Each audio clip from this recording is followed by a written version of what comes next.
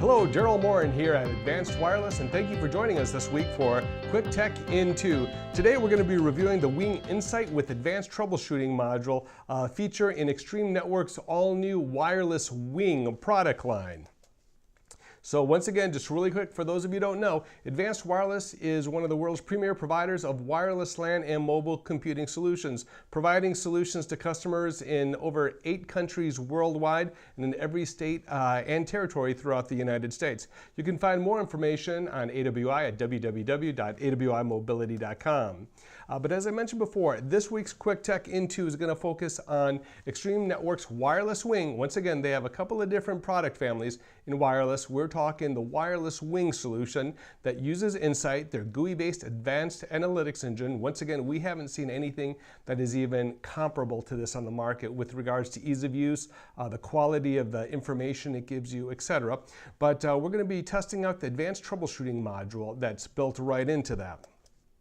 So the two use cases for this particular utility is one is, let's say you have a large deployment, rather in a campus or around the country at a number of locations. You can actually schedule the Advanced Troubleshooting tool to go ahead and test your wireless and wired network. Now let me clarify this. A lot of manufacturers have solutions where they look to see if the access point is alive. Essentially, they're just looking for the Ethernet cards up on the network. This solution not only tests the wired connectivity, but the wireless connectivity as well, and we'll get a little bit more into that a little later on. In addition, you can also trigger it in on-demand if you have a help desk call or a troubleshooting scenario that you need to execute the test on. So with that being said, we're going to go ahead and jump right on over into NSight. And here you can see we're at the home screen of NSight.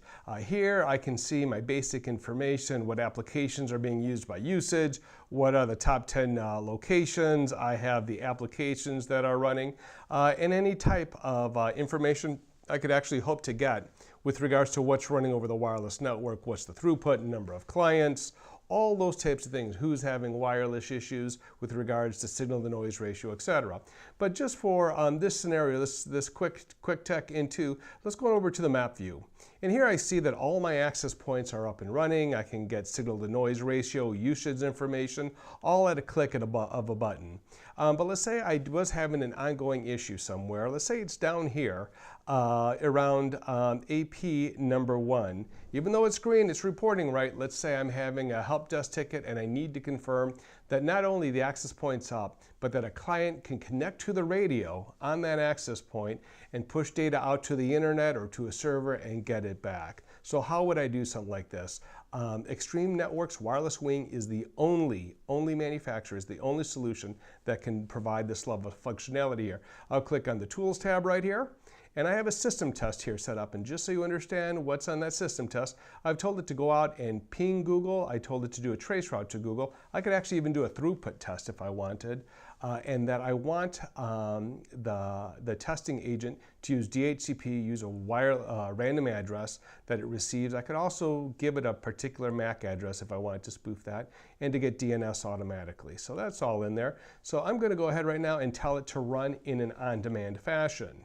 So I'll go ahead and I'll click on Run. I'll tell it what SSID I want it to test.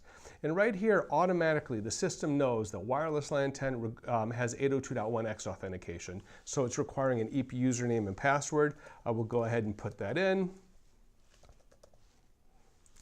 I will select which radio I want to test on that access point, and then select the actual access point I want it to test with. So I'll go ahead and I will click Run. And what's happening right now, and this will take a few moments, it'll take less time than it takes to go get a cup of coffee, but what's happening is the access point right now is loading, it's offloading the client service firmware that it has that provides service to wireless clients, and it's loading its sensor module. Once again, an Extreme Networks exclusive here that has all kinds of diagnostic software in it. So it's going ahead, offloading that software, loading the sensor software on. So it's actually going to pretend to be a client, a laptop, a handheld computer, a wireless voice over IP phone, whatever you want it to be, and begin to push packets through that access point. So it's going to verify if it can connect to the radio on the access point, if it's supposed to get DHCP, if it gets DHCP, go out and ping a server of your choice, as well as do a trace route there. And as I mentioned before, you could even, if you have an FTP server on premises, do a throughput test to see what kind of performance you're getting through that radio. So once again, we're taking an AP, automatically we'll select one that's adjacent to the AP we're testing. It will change the software on one of those radios based on if it's a 2, 4, or 5 gigahertz test to a sensor, and go ahead and connect up as a client to the AP that we're looking to test. So here we have here that we are testing wireless LAN 10, and our test AP that we're testing is AP1. Our sensor name is AP2 right next to it, and here's the MAC address. It did authenticate successfully. L3 configuration was taken fine. We were able to have our test sensor AP did get DHCP, so it associated to our test AP, it pulled DHCP through it, etc. So I know I'm exchanging data there.